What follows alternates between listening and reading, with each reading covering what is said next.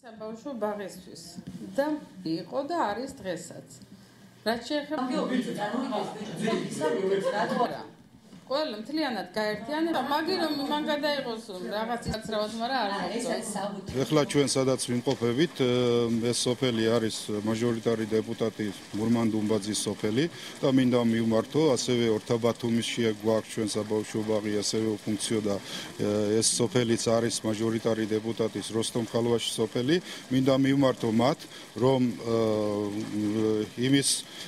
გარდა იმისა, რაც დააპირდნენ მოსახლეობას, საკუთარ სოფელში მაინც უზრუნველყონ ბაღების ფუნქციონირება და ახსასდელებს მიეცენ საშუალება პირველადი განათლების მიღებას. გზად არის ბაღები გასახსნელად.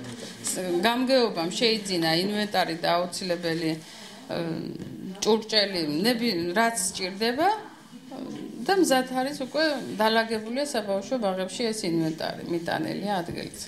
აპრილისთვის გაიხსნება ასე ვიცი მე თავიდან. იანვარში იმ 4 ახალი საბავშვო ბაღის გახსნა არ იგეგმებოდა. ვინაიდან ჩვენ